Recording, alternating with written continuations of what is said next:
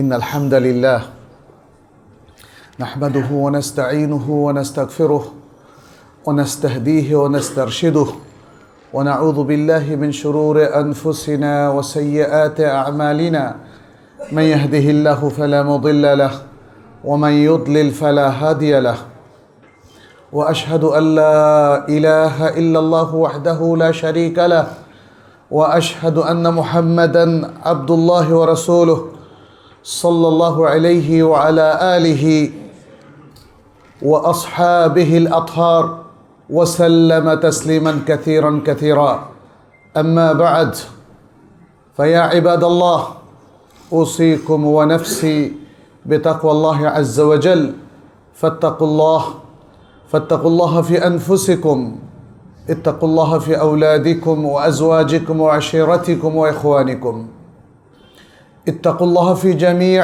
أعمالكم وأقوالكم في علنكم وسركم نسأل الله سبحانه أن يجعلنا وإياكم من عباده المتقين ويتقبل منا ومنكم صالح الأعمال إنه ولي ذلك والقادر عليه عباد الله আল্লাহ সুবহানাহু ওয়া তাআলা তিনি জিন এবং ইনসানকে তার ইবাদতের জন্য সৃষ্টি করেছেন।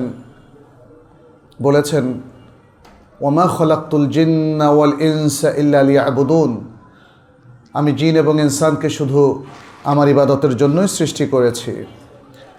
ইবাদত হলো পৃথিবীর সকল কাজের মধ্যে সবচেয়ে আলা মাকামে অবস্থিত একটি আমল যা আল্লাহ সুবহানাহু ওয়া তাআলা মানুষের উপর ওয়াজিব করে দিয়েছেন। যেমনটি তিনি বলেছেন ইয়া আইয়ুহান নাসু উবুদু রাব্বাকুমুল্লাযী খালাকাকুমুল্লাযীনা মিন ক্বাবলিকুম লাআল্লাকুম তাত্তাকুন, হে মানুষেরা তোমরা তোমাদের সেই রবকে ভয় করো, সেই রবের তাকওয়া অবলম্বন করো যিনি তোমাদেরকে সৃষ্টি করেছেন এবং সৃষ্টি করেছেন তোমাদের পূর্ববর্তীদেরকে যাতে তোমরা মুত্তাকি হও। আল্লাহ সুবহানাহু ওয়া তাআলার কাছে যেহেতু ইবাদত সবচেয়ে গুরুত্বপূর্ণ এবং সবচেয়ে পছন্দনীয় কাজ, ফলে তার কাছে সবচেয়ে বেশি যে শব্দটা প্রিয়তম তার সৃষ্টি মানব গোষ্ঠী থেকে, সেটি হলো আব্দ, আল্লাহর বান্দা। আল্লাহ তার বান্দাকে সবচেয়ে বেশি ভালোবাসেন। আমরা আল্লাহর বান্দা, এই বৈশিষ্ট্য, এই পরিচিতি, এটি আল্লাহর কাছে সবচেয়ে বেশি প্রিয়। সেটি আল কোরআনের অনেকগুলো আয়াত থেকে আমাদের কাছে স্পষ্ট। আল্লাহ সুবহানাহু ওয়া তাআলা বলছেন সুবহানাল্লাযী আসরা বিআবদিহি লাইলাম মিনাল মাসজিদিল হারামি ইলাল মাসজিদিল আকসা আল্লাযী বারাকনা হাওলাহু, পবিত্র মহান সেই সত্তা যিনি তার বান্দা তথা মুহাম্মদ সাল্লাল্লাহু আলাইহি ওয়াসাল্লামকে, দেখেন তিনি মুহাম্মদ সাল্লাল্লাহু আলাইহি ওয়াসাল্লামকে তার বান্দা হিসেবে উল্লেখ করেছেন। রাসূল অথবা নবী এখানে বলেননি, বলেছেন বান্দা, যিনি তার বান্দাকে রাতে মসজিদুল হারাম থেকে মসজিদুল আকসায় পরিভ্রমণ করিয়েছেন, যে মসজিদুল আকসার চারপাশকে আল্লাহ বলছেন আমরা বরকতময় করে দিয়েছি। সূরাতু বনী ইসরাঈলের প্রথম আয়াত। সূরাতুল কাহফের প্রথম আয়াতে আল্লাহ তাআলা বলছেন আলহামদুলিল্লাহিল্লাযী আনজালা আলা আবদিহিল কিতাবা ওয়া লাম ইয়াজআল লাহু ইওয়াজা, সকল প্রশংসা সেই আল্লাহর জন্যে যিনি তার বান্দার উপর আল কিতাব নাজিল করেছেন এবং তার জন্য কোনো কিছুকেই বক্র করে দেননি। এরপরে সূরাতুল ফুরকানের 1 নম্বর আয়াতে আল্লাহ তাআলা বলছেন তাবারাকাল্লাযী নাযালাল ফুরকানা আলা আবদিহি লিয়াকুনা লিল আলামিনা নাযীরা, বরকতময় সে মহান সত্তা যিনি আল ফুরকানকে তার বান্দার উপর নাজিল করেছেন যেন তিনি সারা বিশ্ববাসীর জন্যে সতর্ককারী হন। সূরাতুল জিন্নের 19 নম্বর আয়াতে আল্লাহ তাআলা বলছেন ওয়া আন্নাহু লাম্মা কামা আবদুল্লাহি ইয়াদউহু কাদু ইয়াকুনুনা আলাইহি লিবাদা, এখানেও তিনি নবী সাল্লাল্লাহু আলাইহি সাল্লামকে তার বান্দা হিসেবে উল্লেখ করেছেন। আব্দ, আল্লাহর বান্দা। তাহলে উবুদিয়াতটা কি? কিভাবে আল্লাহর বান্দা হওয়া যায়? বান্দা আল্লাহর তিনি বান্দা হবেন যদি উবুদিয়াতটাকে ঠিক রাখতে পারেন, অর্থাৎ বন্দেগিটা, উবুদিয়াত হলো বন্দেগি অথবা বান্দা হওয়া। তাহলে আল্লাহর বান্দা হওয়ার বিষয়টাকে যদি তার কোনো বান্দা খুবই সিরিয়াসলি নেয় এবং সে বন্দেগীটা ঠিক মতো করে, আর বন্দেগীটা হলো ইবাদা, তাহলেই সে আল্লাহর বান্দা হতে পারে। আল্লাহর তো দুরকম বান্দা রয়েছে। এক ধরনের বান্দা যারা আল্লাহর অনুগত, যারা আল্লাহকে ভালোবাসেন, আল্লাহও তাদেরকে ভালোবাসেন। আরেক ধরনের বান্দা যারা আল্লাহ দ্রোহী, যারা আল্লাহর নির্দেশকে অমান্য করে, যাদেরকে আল্লাহ ভালোবাসেন না, এবং তারাও যেহেতু আল্লাহর নির্দেশ অমান্য করে, অর্থাৎ তারাও আল্লাহকে ভালোবাসে না। ফলে এই জায়গায় এই ধরনের বান্দাদের বিশাল ব্যর্থতা, জীবনের ব্যর্থতা, সেটা নিয়ে আমরা আরেক দিন কথা বলবো, কী সে ব্যর্থতা। তাহলে আল্লাহর প্রিয় বান্দা হওয়ার জন্য কি আমাদের করা দরকার, সেটিও কিন্তু আল্লাহ তাআলা বর্ণনা করে দিয়েছেন। আর আমরা আল্লাহর বান্দা হিসাবে তার প্রিয়ই তো হতে চাই। এমন তো কেউ নেই যিনি বলবেন যে আমি আল্লাহর প্রিয় হতে চাই না। সকলেই আল্লাহর প্রিয় হতে চাই, যার যত দোষ গুণ, সক্ষমতা কিংবা অক্ষমতা যাই থাকুক না কেন, আমরা আমাদের এই সব কিছু নিয়েই আল্লাহর প্রিয় বান্দা হতে চাই। কিভাবে আল্লাহর প্রিয় বান্দা হব, সেটি আল্লাহ সুবহানাহু ওয়া তাআলা সূরাতুল ফুরকানের মধ্যে খুব চমৎকারভাবে ফুটিয়ে তুলেছেন। এটা হলো সিফাতু ইবাদির রহমান, আল্লাহর বান্দাদের সিফাত বা বৈশিষ্ট্য। ইবাদুর রহমান এই কথাটি আল্লাহ সুবহানাহু ওয়া তাআলা তিনি উল্লেখ করেছেন সূরাতুল ফুরকানের ৬৩ নম্বর আয়াতে। ওয়া ইবাদুর রহমানিল্লাযীনা ইয়ামশুনা আলাল আরদি হাওনা ওয়া ইযা খাতাবাহুমুল জাহিলুনা ক্বালু সালামা। রহমানের বান্দা, আর রহমান আল্লাহর সিফাতি নাম, দয়ালু এবং করুণাময়। আল্লাহর যারা বান্দা তারা হলো সেই সব লোক যারা জমিনে বিনয়ের সাথে চলাফেরা করে, এবং যখন জাহেল লোকেরা তাদেরকে খেতাব করে, সম্বোধন করে, তখন তারা তাদেরকে বিদায় জানায়, সালাম বলে। তো এখানে আমরা আজকে ইবাদুর রহমানের বিষয়টা আপনাদের সামনে তুলে ধরতে চাই। ইবাদুর রহমান এটা আল্লাহ সুবহানাহু ওয়া তাআলা আমাদের সবাইকে বুঝিয়েছেন, কারণ এখানে ইবাদ, বান্দাগণ, জামা, প্লুরাল শব্দটা ইউজ করা হয়েছে। আর আগে ৩-৪টা আয়াতে যেখানে আবদ শব্দের ব্যবহার আমরা দেখেছি, সেখানে আমাদের সকলকে মিন করা হয়নি, সেখানে মিন করা হয়েছে নবী সাল্লাল্লাহু আলাইহি ওয়াসাল্লামকে। আমরা সেই 4টা জায়গা উল্লেখ করলাম যাতে আমরা বুঝতে পারি যে আল্লাহর কাছে প্রিয় শব্দ হচ্ছে তার বান্দা হওয়া। ফলে তার প্রিয় বান্দা, যিনি নবীদের শ্রেষ্ঠ ছিলেন, বনি আদমের শ্রেষ্ঠ ছিলেন এবং সরদার ছিলেন, তাকে তিনি বান্দা হিসেবে উল্লেখ করলেন। তাহলে এখানে তিনি আর সকল বান্দাকে ইবাদুর রহমান বললেন, এবং সেই সকল বান্দাদের মধ্যে কারা আল্লাহর প্রিয়তম বান্দা, সে বৈশিষ্ট্যগুলো তিনি এখানে তুলে ধরলেন। আল্লাহর এই প্রিয়তম বান্দারা, মানে বান্দাত্বের দুটো দিক আছে।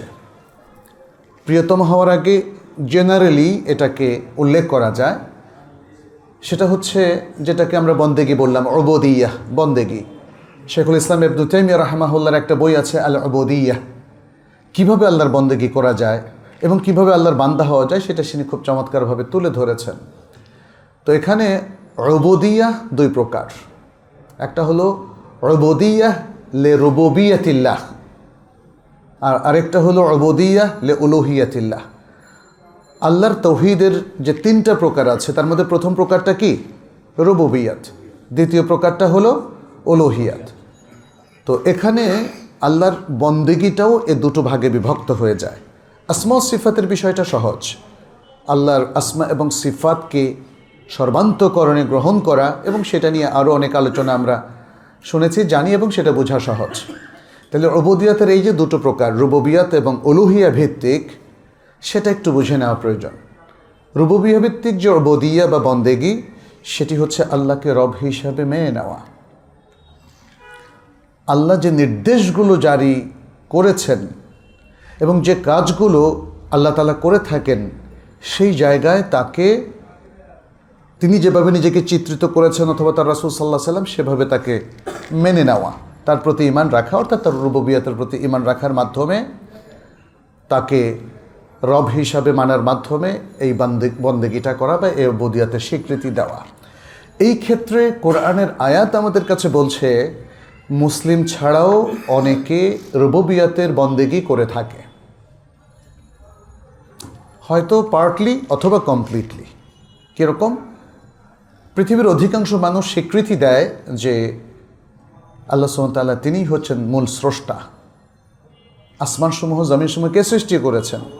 আল্লাহ। এটা আল্লাহ তাআলা কোরআনে উল্লেখ করে দিয়েছেন যে যদি তাদেরকে জিজ্ঞেস করো যে মান খালাকাস সামাওয়াতি ওয়াল আরদ, কে আসমানসমূহ এবং জমিন সৃষ্টি করেছে, লা ইয়াকুলুন্নাল্লাহ, তারা অবশ্যই বলবে আল্লাহ সৃষ্টি করেছেন। তাহলে রুবুবিয়তের স্বীকৃতি প্রায় পৃথিবীর অধিকাংশ মানুষ, যদি সে নাস্তিক না হয়, দিয়ে থাকে। শুধু নাস্তিকরাই রব হিসাবে আল্লাহকে অস্বীকার করে থাকে এবং তাদের সংখ্যা খুবই কম। দ্বিতীয় সেটি হচ্ছে উলুহিয়াতের স্বীকৃতি। রুবুবিয়তের স্বীকৃতির আরেকটা আয়াত আপনাদের সামনে একটু উল্লেখ করতে চাই। সূরা মারিয়ামের 93 নম্বর আয়াত। আল্লাহ সুবহানাহু ওয়া তাআলা বলছেন, ইন কুল্লু মান ফিস সামাওয়াতি ওয়াল আরদি ইল্লা আতির রহমানি আবদা।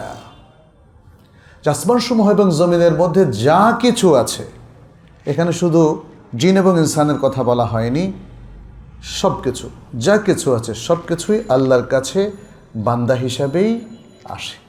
তাহলে এখানে দেখা যাচ্ছে যে মানব গোষ্ঠীর বাইরেও আর সব কিছুকেও এখানে আল্লাহর বান্দা হিসেবে উল্লেখ করা হয়েছে। অতএব এখানে সব কিছু আল্লাহর তাসবিহ পাঠ করে, সে আয়াতটার কথাও তো আপনারা জানেন। তার মানে হচ্ছে আল্লাহর রুবুবিয়তের স্বীকৃতি প্রাণী অপ্রাণী সকলেই দিচ্ছে, সে দৃষ্টিভঙ্গিও এই আয়াত থেকে বোঝা যায়। দ্বিতীয় হচ্ছে উলুহিয়াত। উলুহিয়াতটা হলো ইবাদত, বন্দেগী। আল্লাহকে ইলাহ হিসাবে স্বীকৃতি দেওয়ার মাধ্যমে আল্লাহই আমাদের ইবাদত পাওয়ার যোগ্য একমাত্র সত্তা।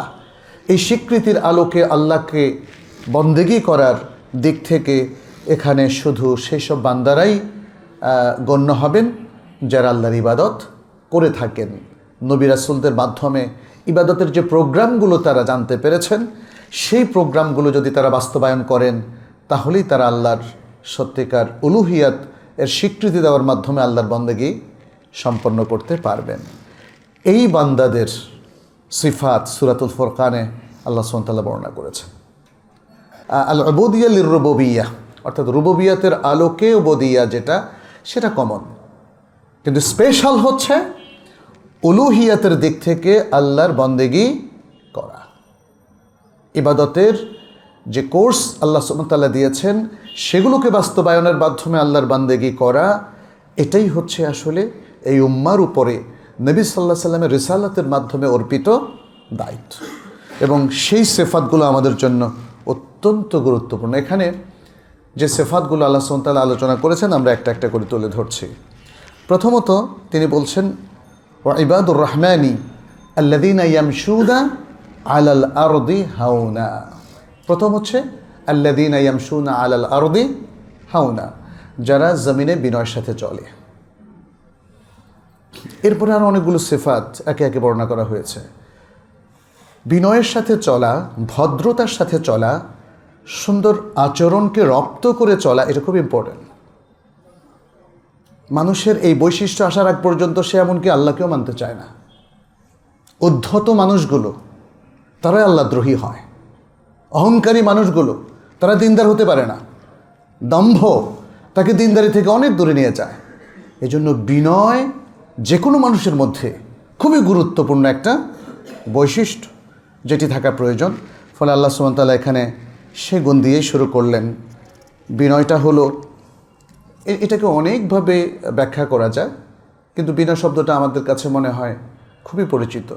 যিনি শান্তশিষ্ট, স্থিতধী হবেন, অস্থির হবেন না, যার কথাবার্তার মধ্যে ভদ্রতা থাকবে, শান্ত সমাহিত একটা রূপ থাকবে, এটাকে বলা হয় বিনয়। অর্থাৎ সেখানে কোনো বিশৃঙ্খল উচ্ছৃঙ্খল কোনো অ্যাপ্রোচ সেখানে আমরা পাবো না। তাকে দেখে বিনয়ী মনে হবে, ভদ্র মনে হবে, ভালো মনে হবে, এবং তাকে মনে হবে একজন আদর্শবান ব্যক্তি। আল্লাহ সুবহানাহু ওয়া তাআলা সেটাই এখানে তুলে ধরলেন।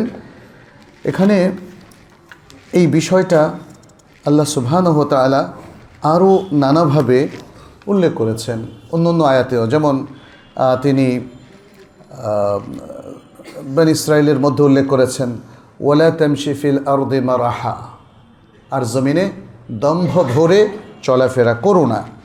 ইন্নাকা লান তাখরিকাল আরদা ওয়ালান তাবলুগাল জিবালা তুলা। দেখেন কি চমৎকারভাবে আল্লাহ তাআলা একদম মানে মানুষের সাইকোলজিটাকে যেহেতু অ্যাড্রেস করেছেন, তিনি বুঝিয়ে দিয়েছেন দৃষ্টান্ত দিয়ে যে তুমি জমিনে ফাটল ধরাতে পারবে না, দম্ভ ভরে জোরে জোরে পা ফেলে জমিনে কোনো ফাটল তুমি ধরাতে পারবে না, সেই শক্তি তোমার নেই।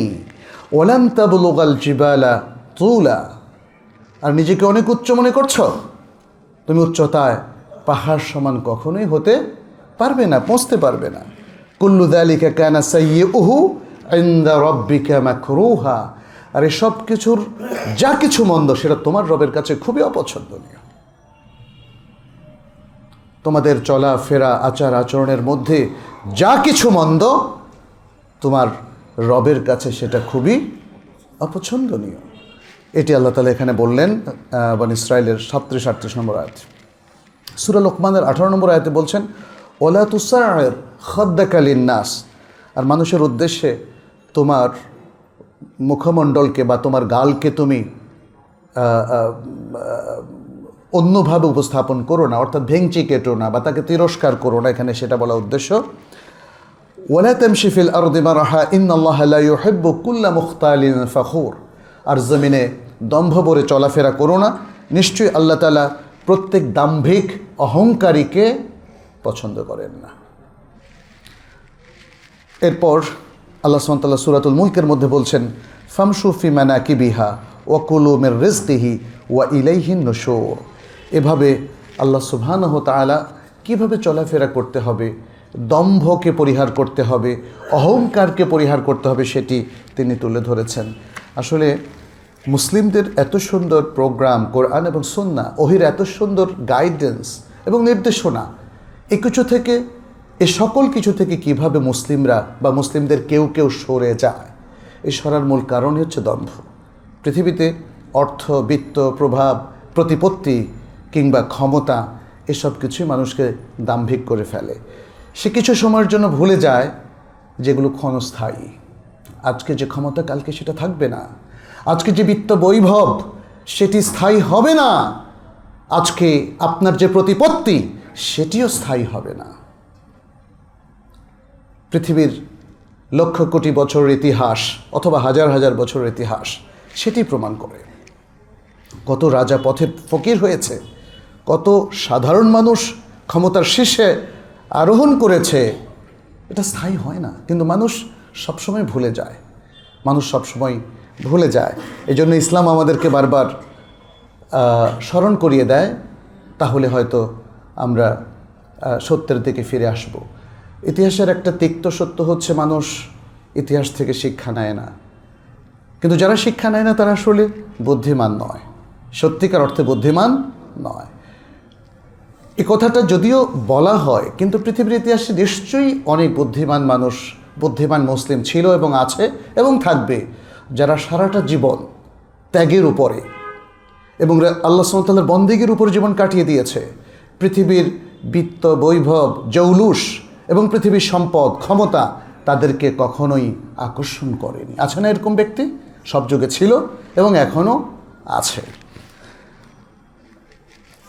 দ্বিতীয় যে সিফাতটি এখানে আল্লাহ সুবহানাহু ওয়া তাআলা উল্লেখ করলেন সেটি হচ্ছে ওয়াইদা খাতাবাহুমুল জাহিলুনা ক্বালু সালামা। যখন তাদেরকে জাহেল লোকেরা সম্বোধন করে, অর্থাৎ জাহেল লোকরা যখন তাদের সাথে নেগোশিয়েশন করতে আসে, কথা বলতে আসে, তারা বলে না। জাহেলদের সাথে কথা বলে কোনো লাভ নেই। আপনি যে কোনো একটা দ্বীনি বিষয়ের উপর যদি আলোচনা করেন অথবা পার্থিব কোনো বিষয়, তাহলে আপনার এটাকে ফলপ্রসূ করতে হলে একাডেমিক ডিসকাশন লাগবে। মনে রাখবেন, এটা যদি দুটো রাষ্ট্রের পারস্পরিক স্বার্থ সম্পর্কিত হয়, যেমন পানি নিয়ে বাংলাদেশের সাথে ভারতের, একাডেমিক ডিসকাশন লাগবে না?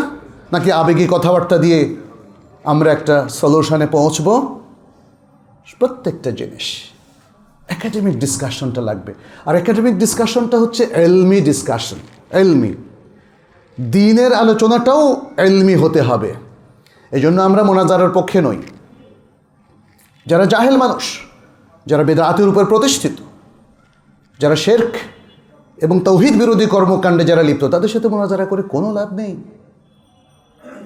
কারণ তারা কোনো কাজই এলেম নির্ভর করে না। দিনটা এলেম নির্ভর। আমাদের দিন ইসলাম পুরোটাই 100%, এর থেকে এক শিকি কিংবা একটা অনুপরিমাণও বাদ যাবে না। প্রত্যেকটা জিনিস হচ্ছে এলেম নির্ভর। অতএব জাহেল লোকরা যখন আপনার কাছে কথা বলতে আসে, সে তার আকল নির্ভর কথা বলবে, অথবা বানিয়ে বানিয়ে কথা বলবে, অথবা গায়ের জোরে কথা বলবে। এদের সাথে কি আসলে একাডেমিক ডিসকাশন করা সম্ভব? এরকম ডিসকাশনের মাধ্যমে কি কোনো ফলাফল তৈরি করা সম্ভব? সম্ভব নয়। ফলে আল্লাহ তাআলা বলে দিয়েছেন যেটা আমাদের করতে হবে, সেটি হচ্ছে ওয়াইদা খাতাবাহুমুল জাহিলুনা ক্বালু সালামা। সালাম, আপনার সাথে আর কোনো কথা নেই, বসুন, চা খেয়ে চলে যান। আর যদি দিন শিখতে চান তাহলে এলেমের কাছে আসুন। এখানে কোনো বিতর্কের কোনো প্রয়োজন নেই, বিতর্কের কোনো প্রয়োজন নেই। আমরা একটা সুন্নাহ কনফারেন্স করেছিলাম গত 3 এবং 4 নভেম্বর। একজন বিশিষ্ট ব্যক্তি আমাকে বললেন যে এখানে কোরআনিয়নদেরকে আনলেন না কেন? আমি বললাম, কেন বলছেন কথা? বলছে একটু জমতো, একটু ঝগড়াঝাড়ি হাতাহাতি হতো, একটু ভালো লাগতো। আমি বললাম, নো, আমাদের এই সম্মেলনের এটা উদ্দেশ্য ছিল না। আমরা চেয়েছি এই সম্মেলনের মাধ্যমে সুন্নাহর যে আহ্বান, সুন্নাহর যে সৌন্দর্য, সুন্নাহর যে একাডেমিক অ্যাপ্রোচ, নলেজ, সেটার সাথে জাতিকে পরিচয় করিয়ে দিতে। কোরআনিয়নরা ইচ্ছে হলে পড়বে, না হলে পড়বে না। তারা যদি আবার তওবা করে ফিরে আসতে চায়। আমাদের উদ্দেশ্য এটা হওয়া কখনোই উচিত না যে জাহেল লোকদের সাথে আমরা ঝগড়া করব, মোনাজারা করব, তাদেরকে এনে আমরা একটা নাটক মঞ্চস্থ করব যাতে মানুষ এনজয় করে। No, this is not our goal. আমাদের সবার উদ্দেশ্য হওয়া উচিত আল্লাহর দ্বীনকে ভালো করে বোঝা এবং দ্বীনের ইলমকে সারা বিশ্ববাসীর সামনে স্পষ্ট করে দেওয়া, এবং সেটা জ্ঞানের আলোকে, রিসার্চের আলোকে, গভীর জ্ঞানের আলোকে, শুধু আবেগের আলোকে নয়। এবং এর সাথে হয়তো সংমিশ্রিত হতে পারে বুদ্ধিবৃত্তি। ইসলামের জ্ঞান এবং বুদ্ধিবৃত্তি দুটো প্যারালালি চলতে পারে। কিন্তু এর আগেও আপনাদেরকে বলেছিলাম, ইলম বুদ্ধিকে শাসন করবে, বুদ্ধি ইলমকে নয়। মনে আছে না? এটা মনে রাখবেন সব সময়। ইলম আমাদের সবার বুদ্ধিকে শাসন করবে, আমাদের সবার বুদ্ধি ইলমকে নয়। কারণ ইলমটা ফিক্সড। ইলম কেম ফ্রম আল্লাহ থ্রু রাসূলুল্লাহ সাল্লাল্লাহু আলাইহি সাল্লাম। সে ইলমটা কোরআন এবং সুন্নাহর যে ইলম, এতে কোনো ভুল নেই, এতে কোনো ভুল নেই। ভুল আছে আমার বুদ্ধিতে, আপনার বুদ্ধিতে, যা আমরা নিজেদের চিন্তা ভাবনা প্রস্তুত করে থাকি, সেখানে শত শত হাজার হাজার ভুল। আজকে একটা বলি, কালকে সেটা থেকে আমরা আবার ফেরত আসি। এবং এই সব কিছু পরিচালিত হতে হবে ইলমের আলোকে। অতএব যখন কোনো মানুষ, যাদের জ্ঞান নেই, জ্ঞান যারা চর্চা করে না, যারা জ্ঞানমুখী নয়, জ্ঞানের ভিত্তিতে যারা পরিচালিত হয় না, তাদের সাথে কোনো নেগোসিয়েশন করে কোনো লাভ নেই। ওয়াইদা খাতাবাহুমুল জাহিলুনা ক্বালু সালামা। তৃতীয় যে সিফাত, সেটি আল্লাহ সুবহানাহু ওয়া তাআলা এভাবে উল্লেখ করেছেন, ওয়াল্লাযীনা ইয়াবিতুনা লিরাব্বিহিম সুজদান ওয়া কিয়ামা। ওয়াল্লাযীনা ইয়াবিতুনা, আর যারা রাত্রি যাপন করে, লিরাব্বিহিম সুজদা, তাদের রবের প্রতি সিজদাবরত হয়ে, ওয়া কিয়ামা, এবং রবের উদ্দেশ্যে দণ্ডায়মান হয়ে সালাত আদায় করে। কি চমৎকার! সুবহানাল্লাহ। আমার মনে হয় সত্যিকার কথাটা লাগাতেই হচ্ছে, সত্যিকার তাহাজ্জুদ গুজার ব্যক্তি অবশ্যই পৃথিবীর শ্রেষ্ঠ ব্যক্তিদের কাতারে পড়বেন, তাই না? আর যারা মিথ্যা দাবিদার তাহাজ্জুদ গুজার হওয়ার, তারা সব কিছু বলতে পারে, এ করে সে করে, কত কিছু করে, প্রচার করে। কোনো তাহাজ্জুদ গুজার ব্যক্তি কি জাতির সামনে বলবেন যে তিনি তাহাজ্জুদ গুজার? যিনি বলেন তার আমলটা বাতিল হয়ে যাওয়ার সম্ভাবনা, যদি তিনি সত্যিকার তাহাজ্জুদ গুজার হয়েও থাকেন। কারণ আপনি গোপনে রাত্রে সারা পৃথিবী যখন সুপ্তিমগ্ন সালাত পড়ছেন, তাহলে মানুষের সামনে প্রচার করছেন কেন? কি উদ্দেশ্য আপনার? খুব ভালো মানুষ আপনি? তাহলে এইটা প্রচার করে আপনি পৃথিবীর কোনো স্বার্থ চান? আপনার স্বার্থটা যদি শুধু আল্লাহর কাছেই চান, তাহলে নিজের সব ভালো কাজগুলো আপনি গোপন রাখার চেষ্টা করবেন। কিছু প্রকাশ পেয়ে গেলে সেটা আপনার মাধ্যমে হবে না, অন্যরা করতে পারে। অতএব এই বিষয়টা মনে রাখতে হবে। রাতের সালাত বলতে আমরা এশার পর থেকে সবে সাদেকের আগ পর্যন্ত যে রাতের সালাত, সেটাই বোঝাচ্ছি, যেটাকে আমরা কিয়ামুল লাইল বলি। রমাদানে সেটা তারাবি হোক অথবা তাহাজ্জুদ হোক, আর অন্য সারা বছর তাহাজ্জুদের সালাহ, এটা হলো কিয়ামুল লাইল। এটা ছিল দাবুস সালাফ ওয়া দাবু আস-সালিহিনা মিনাস সালাফ, দাবু জামিউল উলামা ওয়াল আইম্মাহ, দাবুন নবী সাল্লাল্লাহু আলাইহি ওয়াসাল্লাম। দাব মানে হচ্ছে, এটা হচ্ছে রেগুলার প্র্যাকটিস, অভ্যাস আমাদের নবী সাল্লাল্লাহু আলাইহি সাল্লামের, তার সাহাবায়ে কেরামের এবং আমাদের ইমাম সকল নবীর সকল ভালো ভালো মানুষদের। তাদেরকে আমরা দেখি যে তারা রাতের সালাতে আল্লাহর সাথে কানেক্টেড থাকতেন। এই কানেকশনটা আমাদের কমে গেছে। আমরা এখন চিৎকার করি আমাদের দোয়া কবুল হয় না কেন? কানেকশানই তো নাই। একজন লোকের থেকে আপনি কি করে আপনার কাজ আদায় করবেন যদি তার সাথে কোনো ধরনের কানেকশান আপনার না থাকে? তাহলে আল্লাহর সাথে কানেকশান না থাকলে কিভাবে আল্লাহর কাছ থেকে আমরা আমাদের আরজিটা, আমাদের আবেদনটা কবুল করিয়ে নেব? আল্লাহ সুবহানাহু ওয়া তাআলা সূরাতুস সাজদায় বলেছেন, তাতাজাফা জুনুবুহুম আনিল মাদাজি' ইয়াদউনা রাব্বাহুম খাওফান ওয়া তামাআ। তাদের পার্শ্বদেশ শয্যা থেকে আলাদা হয়ে যায়, তারা তাদের রবকে আহ্বান করতে থাকে আগ্রহ নিয়ে এবং ভয় নিয়ে। কারণ আল্লাহর প্রতি দুটো জিনিস কাজ করে আমাদের, একটা ভয়, একটা আগ্রহ, এবং মাহাব্বা এবং ভালোবাসা। কারণ আপনি যদি আল্লাহকে ডমকেয়ার করেন, আল্লাহ কি আপনাকে শাস্তি দেবেন না? এটা তো ভয়ের জায়গা, এটা ভয়ের জায়গা। যদি কোনো ব্যক্তি, কোনো সত্তা আমাদেরকে শুধু ভালোবাসাই দিতে পারেন, কিন্তু কোনো শাস্তি দেওয়ার অধিকার তার নাই, অথরিটি তার না থাকে, তাহলে তাকে কেউ কেয়ার করবে না। এই ভালোবাসাকেও কেউ কেয়ার করবে না।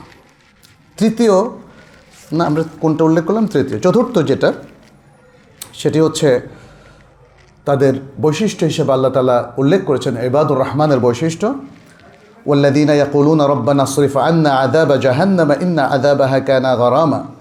আর যারা বলে, হে রব, আমাদের উপর থেকে আযাব, জাহান্নামের আযাব সরিয়ে দিন। রব্বানা আসরিফ আন্না আযাবা জাহান্নাম ইন্না আযাবাহা কানা গরামা। আর তার আযাব তো এটা খুবই মানে অবশ্যই পতিত হবে, এটা অবিসম্ভাবী। জাহান্নামের আযাবটা, এখানে গরামা মানে মুলাজিমা, তার আযাবটা অবশ্যই হবে, এটা কোনো কাল্পনিক বিষয় নয়। অতএব এই যে অবশ্যই যে আযাবটা আল্লাহ তাআলা কার্যকর করবেন, সেই আযাব থেকে হে আল্লাহ আমাদেরকে বাঁচিয়ে দিন, তারা আল্লাহর কাছে সে দোয়াটা করবে। এই দোয়াটা খুবই ইম্পর্ট্যান্ট, কারণ আল্লাহ সুবহানাহু ওয়া তাআলা উল্লেখ করে দিয়েছেন, নবী সাল্লাল্লাহু আলাইহি ওয়াসাল্লাম উল্লেখ করে দিয়েছেন জাহান্নামে যাওয়ার কি কি কাজ। সুদ কি তার একটা? ঘুষ, দুর্নীতি, চুরি, ডাকাতি, ছিনতাই, জেনা, মিথ্যা কথা বলা, মদপান, ব্যভিচার, তাই না? সব কিছু। মানে এই দোয়াটা যদি কেউ সিনসিয়ারলি করে, আল্লাহর কাছে কেঁদে কেটে, সে কি এই কাজগুলো করতে পারবে? করবে? অবশ্যই না। ইসলামের পুরো প্রোগ্রামটাই দেখেন, এত সুন্দর। আমার মনে হয় যেন কম্পিউটারের সফটওয়্যার যেতে আরও অনেক সুন্দর। সফটওয়্যারের মধ্যে একটা ডটও যদি ভুল করেন, আর কাজ করবে না। করবে? মনে রাখবেন, মুসলিমরা যদি আল্লাহর দেয়া এই প্রোগ্রামে ভুল করে, তাহলে আল্লাহর পক্ষ থেকে মার্সি পাওয়ার অধিকার তারা রাখে না। এখানে তো প্রোগ্রামে ভুল হয়ে যাচ্ছে, আপনি দোয়া করছেন না আল্লাহর কাছে, অথবা দোয়া করছেন কিন্তু অ্যাট দ্য সেম টাইম পাপগুলো করে যাচ্ছেন। তাহলে আপনি বলছেন আল্লাহ আমাকে জাহান্নাম থেকে বাঁচাও, আর জাহান্নামের কাজগুলো করছেন। কিভাবে হলো বলেন তো? এটা কি গ্রহণযোগ্য? কোনো বুদ্ধিবৃত্তি এটাকে সমর্থন করে? তাহলে আমাদের তারবিয়তটা কোথায়? এডুকেশনটা কোথায়? অভ্যাসটা কোথায়? সমাজের কৃষ্টি কালচারটা কোথায়? কোন দিকে যাচ্ছি আমরা? এখানে বলছে ওয়াল্লাযীনা ইয়াকুলুনা রব্বানা আসরিফ আন্না, যারা বলে, প্রেজেন্ট ইনডেফিনিট, যেটা হ্যাবিট বোঝায়, অভ্যাস বোঝায়, যারা বলে অর্থাৎ সব সময় বলে, সব সময় দোয়া তারা করে। আর মুসলিম যদি সত্যবাদী হয় তাহলে যে দোয়া সে করছে সেটা সে পরিপালন করার কথা। সহিহ বুখারীর একটা হাদিসের মধ্যে এসেছে, নবী সাল্লাল্লাহু আলাইহি ওয়াসাল্লাম বলেন, ইন্নাল মুমিনা ইয়ারা যুনুবাহু কাআন্নাহু কাঈদুন তাহতা জাবালিন ইয়াখাফু আন ইয়াকা আলাইহি ওয়া ইন্নাল ফাজরা ইয়ারা যুনুবাহু কাযুবাবিন মাররা আলা আনফিহি। এখানে নবী সাল্লাল্লাহু আলাইহি ওয়াসাল্লাম উল্লেখ করে দিলেন যে মুমিনদের দোয়া এবং তার বাকি যে সমস্ত বিষয়গুলো আছে সেখানে তার সিরিয়াসনেসটা কীরকম সেটা দেখানোর জন্য, এবং যারা পাপী তাদের যে সিরিয়াসনেস নেই সেটা বোঝানোর জন্য। বলেন মোমেন তার সকল পাপকে এমনভাবে দেখে যেন পাপগুলো হচ্ছে একটা পাহাড়, আর সে পাহাড় নিয়ে এসে বসে আছে। পাহাড়টা যদি ধসে যায় কী হবে তার অবস্থা? সে সারাক্ষণই সংখ্যার মধ্যে থাকে, ভয়ের মধ্যে থাকে যে না জানি এই পাপের বোঝার মধ্যে পিষ্ট হয়ে সে শেষ হয়ে যায়।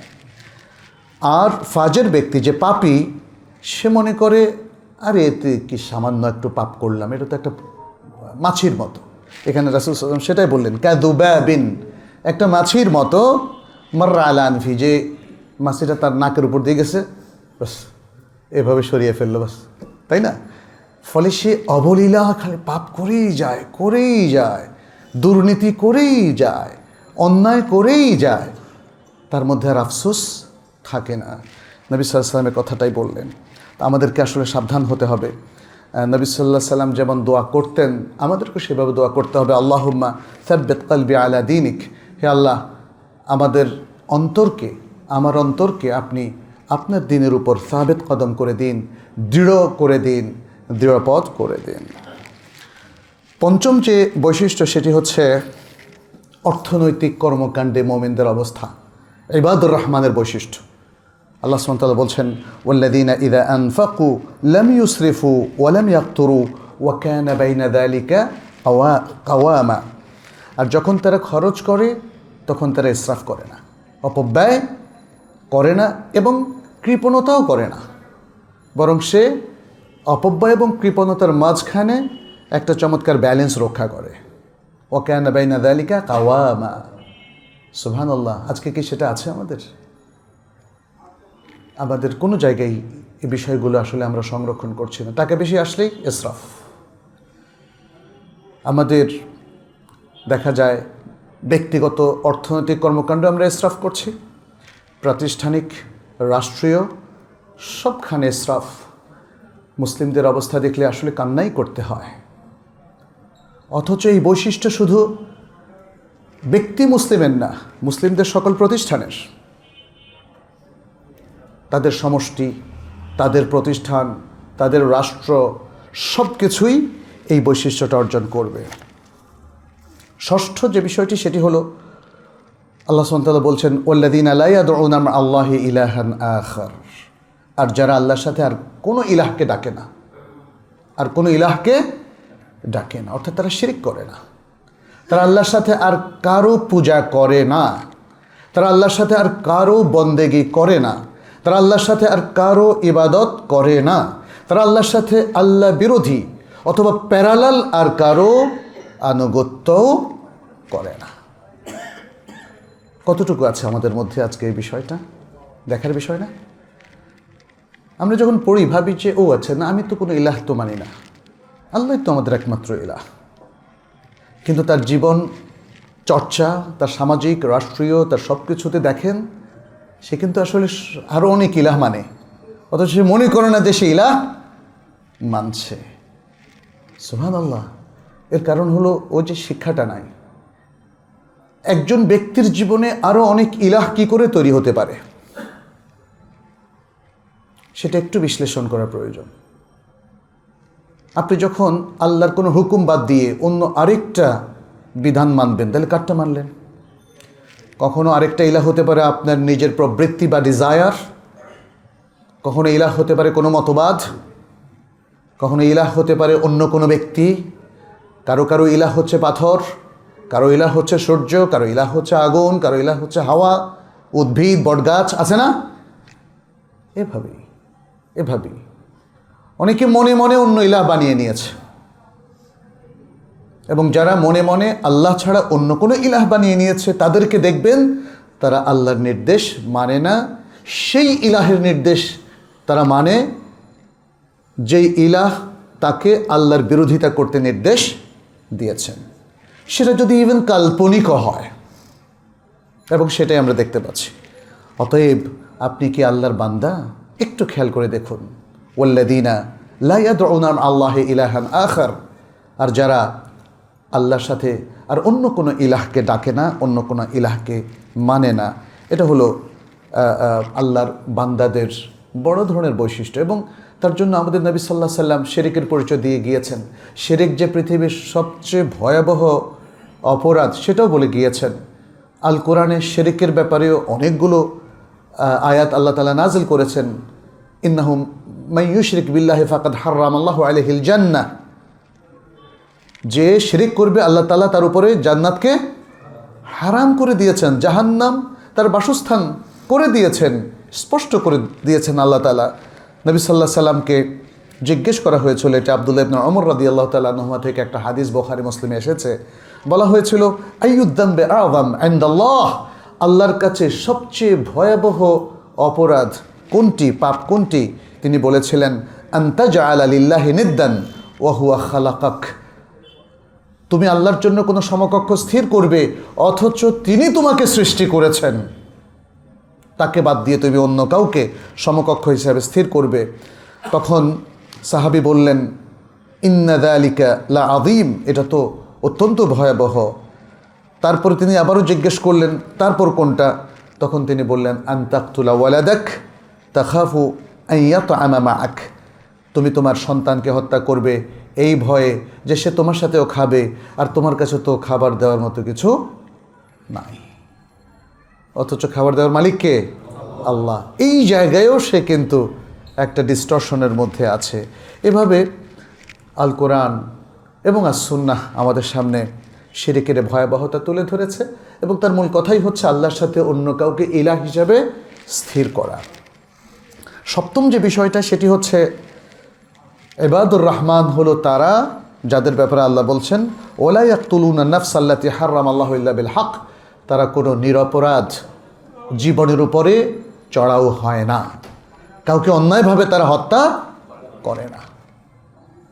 হত্যার বিষয়টা এটা বিল হক হতে হবে, বিল হক, সত্য অনুযায়ী, অর্থাৎ ইসলাম যেটা প্রেসক্রাইব করেছে সেটা হতে পারে যুদ্ধক্ষেত্রে, যুদ্ধের মধ্যে শত্রু আপনার হাতে যদি মারা যায় এটার জন্য আপনি দায়ী হবেন না।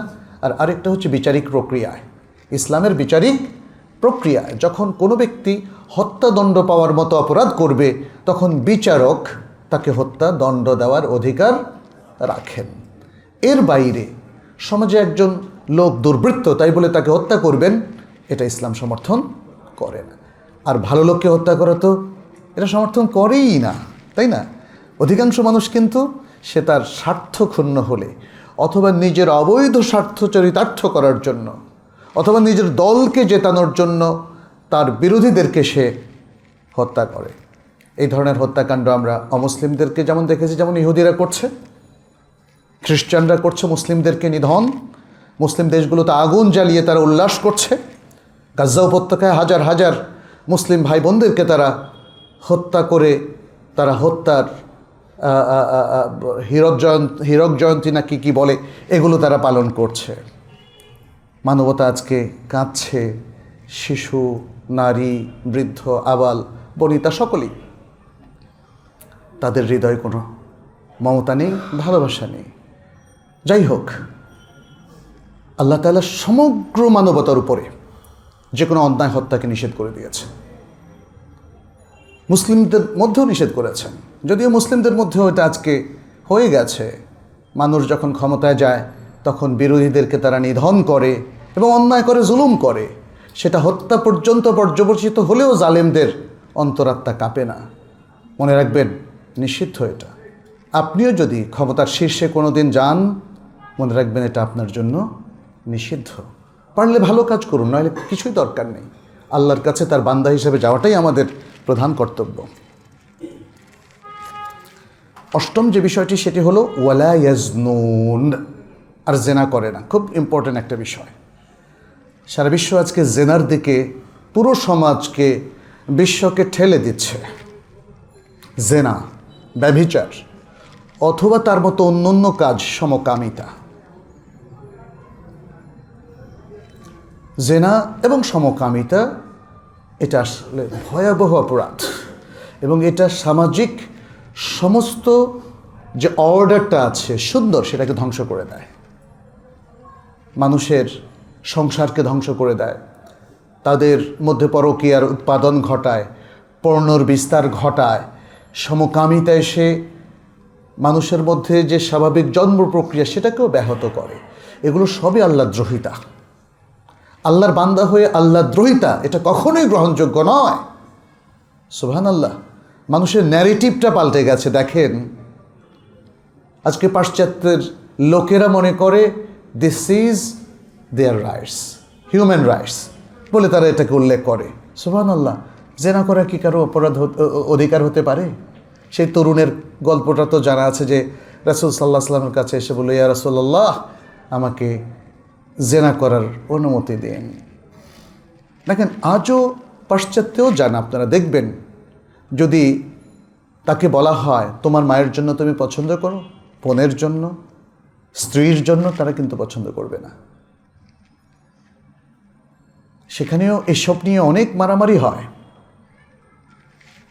নারী ঘটিত অনেক মারামারি সবচেয়ে বেশি হয় ওই সমাজে, পাশ্চাত্যের ওই উন্নত সমাজে। কারণ কোনো পুরুষ চায় না তার পছন্দনীয় নারীর সাথে অন্য কেউ ভাগ বসাক। এত অপবিত্রতার পরেও আল্লাহ তাআলা মানুষকে এর উপরে সৃষ্টি করেছেন। তাহলে পবিত্র যে বন্ধন, আপনার পবিত্র যে স্ত্রী, সতী যে স্ত্রী, তাকে কি করে আপনি অ্যালাউ করতে পারেন? আপনার সন্তান, কন্যা, যাকে একজন মহিয়সী নারী হিসেবে আপনি তৈরি করলেন, আপনার মা যে আপনাকে গর্ভে ধারণ করেছিল, সে মাকে সম্মানের আসনে আমরা সবসময় দেখতে চাই। কিভাবে আমরা অ্যালাউ করতে পারি যে তারা এ অন্যায়গুলো করবেন, এ অবিচারগুলো করবেন? এর মধ্য দিয়ে সমস্ত সমাজ একাকার হয়ে যায়, ধ্বংস হয়ে যায়, অধঃপতনের সবচেয়ে নিচে নেমে যায়। এজন্য আল্লাহ তাআলা অষ্টম গুণ হিসাবে বলছেন ওয়ালা ইয়াজনুন। নবম যে গুণ সেটি হচ্ছে ওয়াল্লাযীনা লা ইয়াশহাদুনা যুর, এবং যারা মিথ্যা সাক্ষ্য দেয় না। খুব ইম্পর্ট্যান্ট। একটা দেশের বিচারিক ব্যবস্থা স্যাক্রেড এবং পবিত্র থাকবে যদি সেখানে মিথ্যার কোনো স্থান না থাকে। যদি আইনজীবীরা মিথ্যা কথা বলে, যদি বিচারকরা মিথ্যা সাক্ষ্যের ভিত্তিতে কোনো বিচার করেন, হুকুম দেন, তাহলে বিচারিক ব্যবস্থা ধ্বংস হয়ে যায়। এই জন্য ইসলাম বলেছে ওয়ালা ইয়াশহাদুনা ওয়াল্লাযীনা লা ইয়াশহাদুনা যুর, এবং তারা মিথ্যা সাক্ষ্য দেয় না, মিথ্যা সাক্ষ্য গ্রহণ করে না, মিথ্যা শুনানি করে না, মিথ্যার পক্ষে যারা দাঁড়ায় না, এবং মিথ্যাভিত্তিক কোনো ধরনের হুকুম তারা সমাজে এস্টাবলিশ করে না। এটা মনে রাখতে হবে। আপনি কি আল্লাহর বান্দা কিনা এটা একটু ভেবে দেখতে হবে। 10 নম্বর হলো ওয়াইদা মাররু বিল্লাগহি মাররু কিরামা, আর যখন তারা কোনো অনর্থক কিছু জিনিসের পাশ দিয়ে যায়, তখন ওয়াইদা মাররু বিল্লাগহি মাররু কিরামা, যেখানে কোনো ফায়দা নেই সেখানে তারা সংশ্লিষ্ট হয় না, তারা সম্মানজনকভাবেই সেখান থেকে বিদায় হয়, সেটাকে অতিক্রম করে। এক জায়গায় অনর্থক আড্ডাবাজি হচ্ছে, মারামারি হচ্ছে, খারাপ কিছু হচ্ছে, সেই জায়গায় আসলে আমাদের সম্পৃক্ত থাকা যাবে না। ইবাদুর রহমানের এটা হলো অন্যতম আরেকটি বৈশিষ্ট্য। আর 11তম এবং সর্বশেষ এই সূরার মধ্যে যে বিষয়টি আল্লাহ তাআলা উল্লেখ করলেন সেটা হলো ওয়াল্লাযীনা ইযা যুক্কিরু বিআয়াতি রাব্বিহিম লাম ইয়াখিরু আলাইহা সুম্মা ওয়া উমিয়ানা, আর যখন তাদেরকে তাদের রবের আয়াতের কথা স্মরণ করিয়ে দেওয়া হয় তখন তারা অন্ধও হয় না, বধিরও হয় না। খুব চমৎকার একটা উসলুবে কোরআন এখানে কথা বলেছে। সে শোনে, সে দেখে, সে অবজার্ভ করে, সে উপলব্ধি করার চেষ্টা করে, এবং সেখান থেকে সে শিক্ষা গ্রহণ করে। আমাদের মধ্যে যার কান ঠিক আছে, চোখ ঠিক আছে, মাথা ঠিক আছে, ব্রেন ঠিক আছে, এই ধরনের লোকদের মধ্যে প্রচুর লোক দেখবেন বধির। প্রচুর লোক দেখবেন যে এত সুন্দর চোখ, তার চশমাও লাগে না, তবুও সে দেখে না। মুসলিমদের মধ্যে এই এই অধপতনটা কেন হলো জানেন? Because of education. Because of education. এমন একটা শিক্ষা গ্রহণ করছি জাতিকে ভুল দিকে পরিচালিত করছে, আমাদের মাইন্ডসেটটাকে নষ্ট করে দিচ্ছে, আমাদেরকে আমাদের আল্লাহ থেকে, আমাদের দিন থেকে, আমাদের কোরআন থেকে, আমাদের সুন্নাহ থেকে ডিটাচড করে দিচ্ছে। ফলে সত্যিকার অর্থে আমরা আল্লাহর বান্দা হতে পারছি না। দাবি করছি আল্লাহর বান্দা, কিন্তু আল্লাহর বান্দা হতে পারছি না। সম্মানিত মুসল্লিয়ানে কেরাম, প্রিয় মুসলিম ভাই এবং বোনেরা, আসুন আল্লাহর বান্দা হওয়ার চেষ্টা করি। আল্লাহর বান্দা তো মুমিন, তাই না? সূরাল মুমিনুনের মধ্যে আল্লাহ তাআলা মুমিনদের সে বৈশিষ্ট্যগুলো আরও বেশ কিছু অ্যাড করে উল্লেখ করেছেন। এখানে 11টা বললাম, এর বাইরে যে তাদের বৈশিষ্ট্য নেই তা নয়, আছে। আল মুমিনুনের মধ্যে আল্লাহ তাআলা এই বৈশিষ্ট্যগুলোকেই নানাভাবে তুলে ধরেছেন। সেখানে আরেকটা জিনিস অ্যাড করেছেন, সফল মুমিন, তাদের পরিচয়। তাহলে আল্লাহর যারা বান্দা তারাই সফল মুমিন হবেন। এজন্য আমাদের এই যে বিভিন্ন জায়গায় কোরআনে আল্লাহ তাআলা মুমিনদের যে বৈশিষ্ট্য, মুত্তাকিনদের যে বৈশিষ্ট্য, ইবাদুর রহমানের যে বৈশিষ্ট্য বললেন, সবগুলো একসাথে করেই আমাদের পড়তে হবে এবং সবগুলি আমাদেরকে জানতে হবে, বুঝতে হবে, জীবনকে সেভাবে সাজাতে হবে। আমাদের জীবন, আমাদের পরিবার, আমাদের সমাজ, রাষ্ট্র এবং আমাদের বিশ্বকে আল্লাহ যেন আমাদেরকে সে তৌফিক দান করেন। আকুলু কাউলি হাযা ওয়া আস্তাগফিরুল্লাহ লি ওয়া লাকুম ওয়া লিসাইরিল মুসলিমিন ফাস্তাগফিরুহু ইন্নাহু হুয়াল গাফুরুর রহিম।